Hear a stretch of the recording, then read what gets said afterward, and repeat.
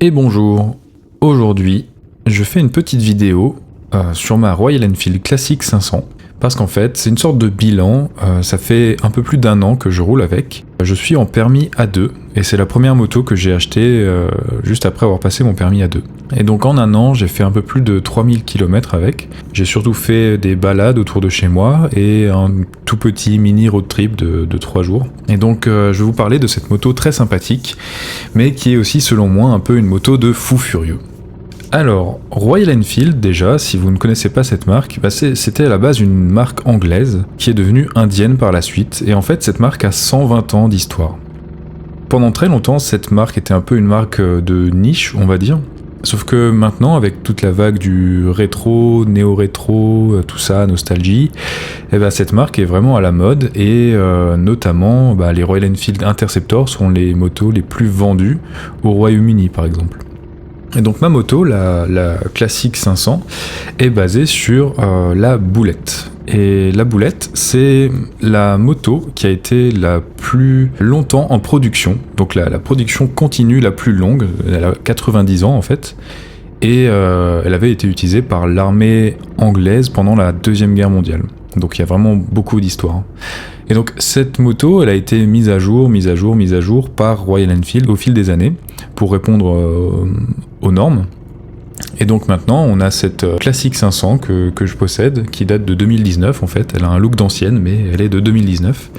Et donc elle est aux normes Euro 4, avec l'ABS, etc. Et donc je vous mets un lien dans la description si jamais vous voulez en apprendre un peu plus sur cette marque incroyable, et aussi sur ce modèle.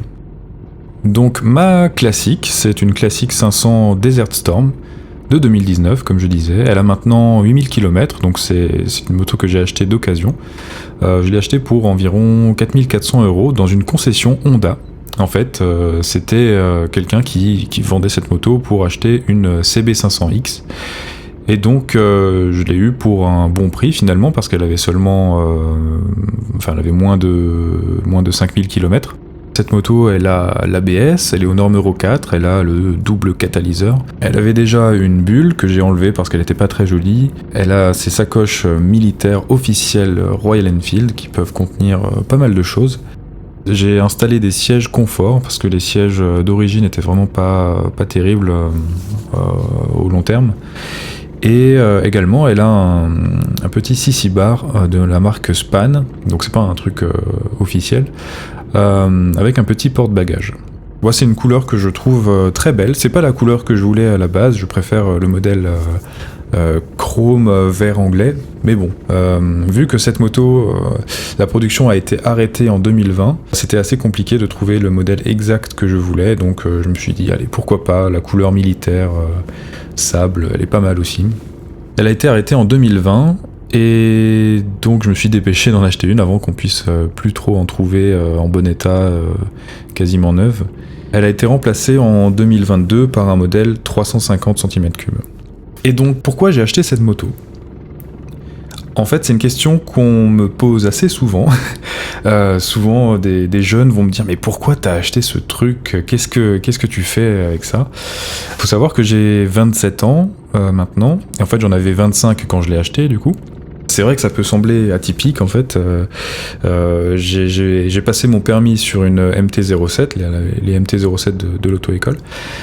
C'est vrai que quand je parle avec des jeunes de mon âge, ils ont souvent envie d'acheter des MT-07 ou des CB500F, ce genre de choses, quoi.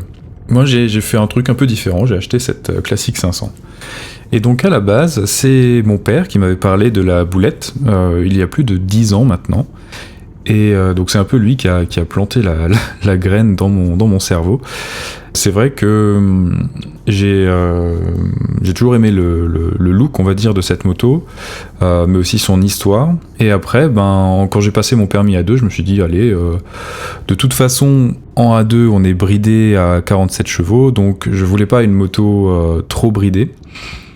Et je me suis dit, vu que de toute façon la MT-07 de l'auto-école m'avait fait peur, avec sa tendance à vouloir lever un peu trop vite, je me suis dit, tiens, je vais acheter une moto calme pour passer 2 ans tranquillement avec mon A2, et je verrai plus tard. Et donc c'est comme ça que je me suis retrouvé à essayer cette Classic 500. Et finalement, ça m'a plu, je me suis dit pourquoi pas. Et je l'ai trouvé assez confortable finalement, malgré tout ce qu'on peut dire sur les vibrations, l'inconfort, etc. Le siège est très confortable, surtout une fois qu'on a mis les sièges touring. Je veux dire, pour les longues balades, le siège touring était nécessaire, mais même le siège normal était confortable pour de courtes durées. Il y a des ressorts sous la selle et ça c'est très confortable, et également les suspensions sont super douces, donc ça permet de passer sur des dodanes sans problème. Enfin, ça absorbe tout. Et donc ça m'avait plu. Aussi, c'était intéressant de trouver une moto déjà équipée, donc il y avait déjà les sacoches, c'était super pratique, donc je l'ai achetée, elle était déjà équipée. Et également, cette moto elle a plu à ma copine, donc vous voyez qu'il y a un siège à l'arrière et un dossier, et donc pour elle c'est le confort d'assise est top. Pour le duo c'était parfait. Également, j'avais envie de rouler différemment, donc j'aime pas avoir la même moto que tout le monde, que mon voisin. Des MT-07, des CB500, on en voit tout le temps. Moi j'aime bien avoir un truc un peu différent, et c'est vrai que c'est une moto un peu, comment on dit, on la remarque quoi, voilà, mais ça me plaît d'avoir une moto un peu différente des autres. Cette moto elle permet aussi de rouler différemment, c'est-à-dire que en ce moment on a des limitations de vitesse qui font que descendre, on est limité à 80 sur la plupart des routes, voire 70, et avec la plupart des motos on se retrouve assez rapidement à la limite, voire au-dessus. Et moi je suis pas spécialement accro à la vitesse, j'aime bien rouler tranquillement, j'aime bien juste apprécier le paysage, rouler tranquille. Je joue pas à qui a la plus grosse avec mes amis. Également, je fais pas d'autoroute, j'aime pas rouler sur l'autoroute en moto, ça me plaît pas.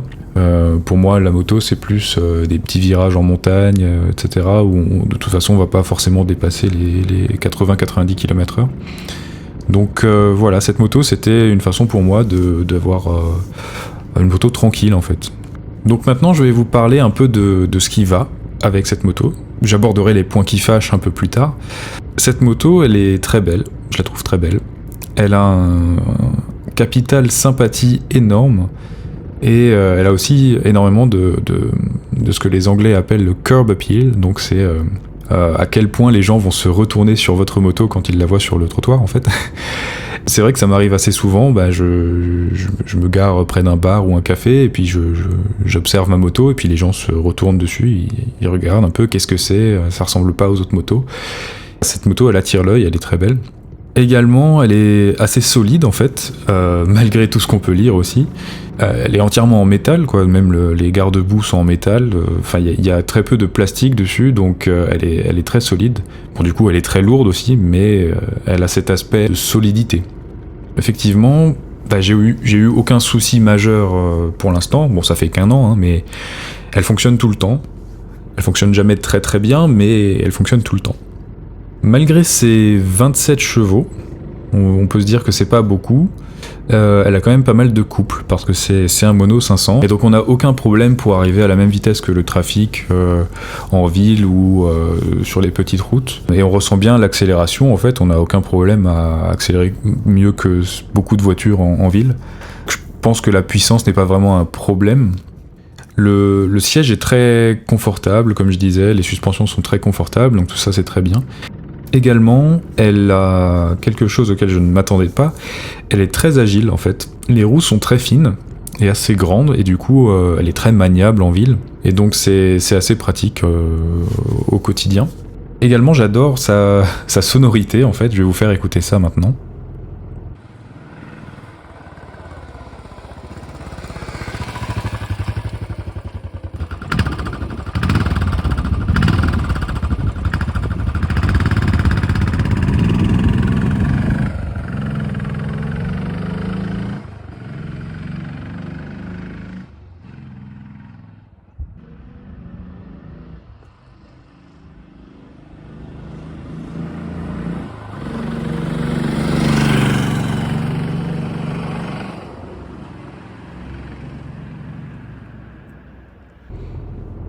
Elle est très pratique en duo, comme je disais, avec les sacoches et le deuxième siège.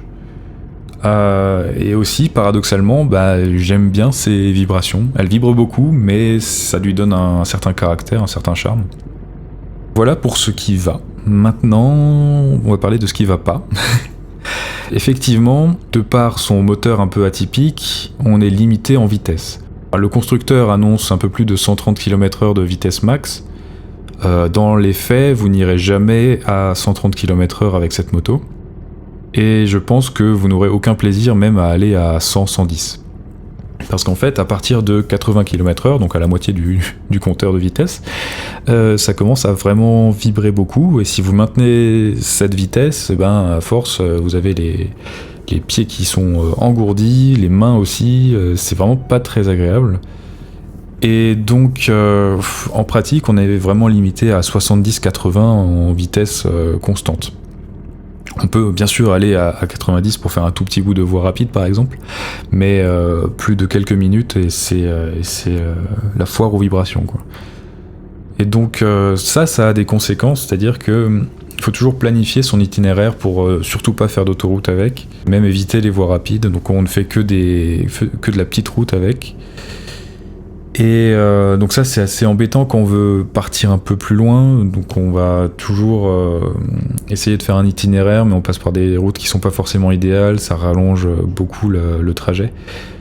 Notamment on était allé jusqu'à Perpignan avec cette moto, donc c'était un peu plus de 500 km, et ça nous avait pris vraiment la journée, quoi. Donc faut faire assez attention quand on planifie l'itinéraire. Vu qu'elle accélère pas trop, on a tendance à se faire dépasser par des 125, des scooters 125. Surtout, il y a certains scooters qui, ils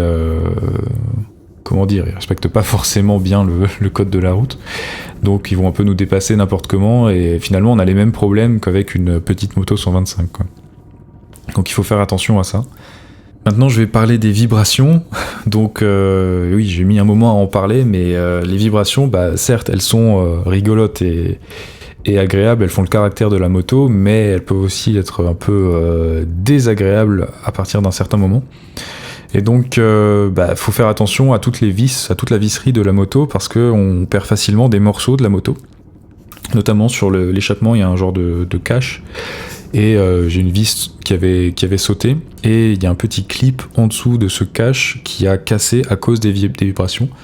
Et donc ça faisait un bruit de casserole à certains régimes. En fonction du régime, on ne voit pas forcément dans les rétros. Donc ça aussi, ça peut surprendre. C'est-à-dire que des fois, on est obligé de rétrograder parce qu'on ne voit plus dans les rétros. Et donc ça aussi c'est un inconvénient, il faut toujours faire attention. Des fois on n'a plus trop le réflexe de les regarder puisque de toute façon on voit rien dedans, et c'est assez dérangeant en fait quand on roule au milieu du trafic. Les vibrations peuvent à terme donner des douleurs dans les genoux ou dans les pieds. Les repose-pieds conducteurs ne sont pas ils sont fixés à la moto en fait, donc ils vibrent exactement comme la moto.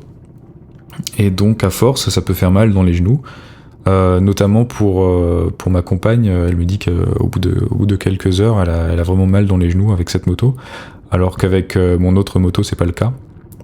C'est assez embêtant en fait. Vous remarquez que j'ai parlé d'une autre moto déjà, c'est parce que en fait avec la Classic 500 on peut pas tout faire, donc c'est pas l'idéal en moto principale, c'est pas l'idéal quand on a qu'une seule moto, à moins de vouloir seulement faire quelques petites balades de temps en temps, de 1 heure ou 2. Mais si on veut aller un peu plus loin, c'est vraiment pas l'idéal. Au bout de quelques heures, on a assez rapidement les mains et les bras engourdis par les vibrations. Donc ça fait qu'on peut pas rouler très très longtemps d'affilée, ça devient assez inconfortable. Donc là c'est pas du point de vue de la selle, vu que la selle est très confortable, mais c'est plutôt à cause des vibrations, quoi. Donc c'est pour ça que voilà, tout n'est pas rose avec cette moto, faut s'habituer, il faut apprendre à vivre avec elle, il faut se plier un peu à ses exigences à elle, c'est pas toujours évident. Voilà, donc pour conclure, c'est une très bonne moto, paradoxalement, mais c'est aussi une très mauvaise moto. Et c'est pas étonnant que Royal Enfield ait décidé d'arrêter ce modèle pour le remplacer par un 350 qui est beaucoup plus agréable, beaucoup mieux fini. Et donc elle a son charme, mais c'est un peu compliqué de vivre avec. Donc actuellement, je suis en train de me poser la question de est-ce que je dois la changer, est-ce que je dois la garder. Et c'est assez difficile parce qu'on s'y attache finalement, elle est très attachante. Mais d'un autre côté, elle est aussi assez compliquée. Et donc ça donne envie d'avoir une moto un peu plus normale. Voilà, donc pour finir, est-ce que je recommande d'acheter cette Classic 500 ? Je la recommanderais pas à tout le monde. Il faut savoir dans quoi on s'engage. Il faut l'essayer avant surtout. Parce que c'est un truc... avant de l'essayer, on peut pas s'attendre à ce que c'est vraiment. Donc je vous encourage à l'essayer si vous en trouvez une d'occasion. Mais j'encourage pas forcément à tout le monde de l'acheter. C'est pas une moto évidente. Donc est-ce que je vais la remplacer par la 350 ? Peut-être. J'y réfléchis actuellement. C'est vrai que je pourrais aller chez Royal Enfield et il me ferait une offre de reprise pour cette 500. Donc à voir. J'ai pas encore décidé. Voilà, donc c'est tout pour ce petit bilan. Merci d'avoir écouté jusqu'au bout et à bientôt.